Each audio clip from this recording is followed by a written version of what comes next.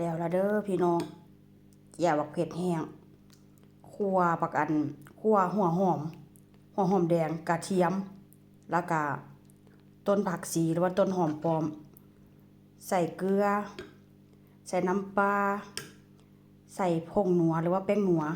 หลังจากนั้นก็ใส่ปลาร้าแซ่บไหมพี่น้องเจียวมาเด้อผู้ใดจิคุยนำกันเด้อมาเด้อแซ่บแท้แซ่บว่าหอมห่วยๆอยู่พี่น้อง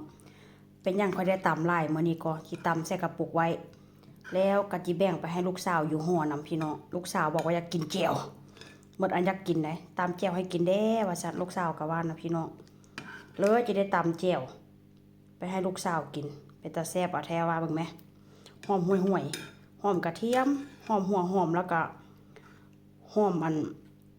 ปลอมหรือว่าผักชีพี่น้องเอ้ยตำเอาหลายตำแท้ตำว่าพูน่ะโอ้ยข้าวเหนียวฮ้อนๆมาบ่ายบางเด้เนาะข้าวเหนียวฮ้อนๆใบ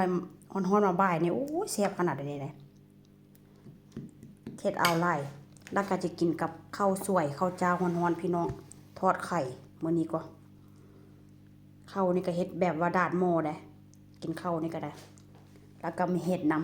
ำเห็ดนี่ก็เป็นเห็ดจำปียอนพี่น้องเอ้ยเห็ดนี่ก็ได้มาเด้อมากินนำกันเด้ออาหารแรงค่อยได้นี่ได้กินง่ายๆแบบนี้เลยเจียวข้าวเจ้า